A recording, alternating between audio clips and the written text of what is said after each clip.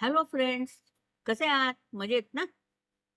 आज आपण बऱ्याच दिवसांनी पुन्हा एकदा आपल्या जुन्या विषयाकडे वळणार आहोत.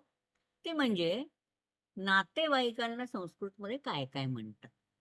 काही आपण बघितलेले आहे, पण काही आपण ठेवलेले पण होते. पाहूया आता आपण मोठी बहीण किंवा मोठा भाऊ यांना म्हणतात अग्रजा आणि अग्रज. अग्रजा म्हणजे मोठी बहीण आणि अग्रज म्हणजे मोठा भाऊ. आता लहान बहीण किंवा लहान भाऊ, लहान बहिणीला म्हणतात अनुजा आणि लहान भावाला म्हणतात अनुज. बरं तर समजा हे झाले सख्ख्या भावंडांचं. जर नुसती बहीण म्हणायचं असेल, तर आपण भगिनी असं म्हणतो. आपण शब्द नेहमी वापरतो बंधू आणि भगिनी. हेही आपल्याला माहिती आहे. काका असेल, काकाला म्हणतात आता आपल्याला पिता शब्द माहिती आहे. या पित्यासारखाच म्हणून शब्द आहे पितृव्य. त्याची बायको काकी किंवा काकू जर असेल, तर तिला म्हणतात पितृव्या. मामा असेल, मामाला म्हणतात मातुल. मामीला म्हणतात मातुली. थोडाच फरक आहे. नातू किंवा नात असेल, तर त्यांना शब्द आहेत पौत्र आणि पौत्री. जर नातू असेल तर पौत्र आणि नात असेल तर पौत्री.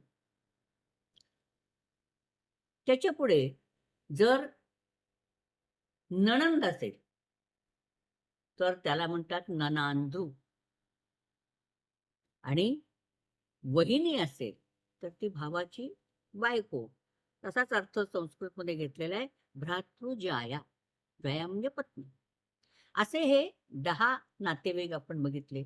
अजूनही आपल्याला कितीतरी नातेवाईकांची नावं किंवा नातेवाईक आपल्याला संस्कृतमध्ये त्यांना काय म्हणतात, हे पुढल्या भागांमधून आपल्याला बघायचं आहे.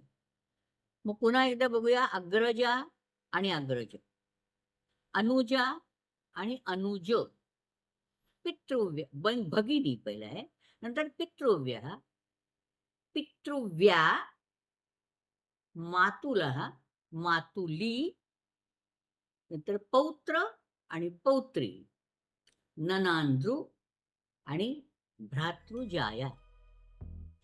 असे हे आपण नातेवाईक बघितले. आज आपण इथेच थांबतोय.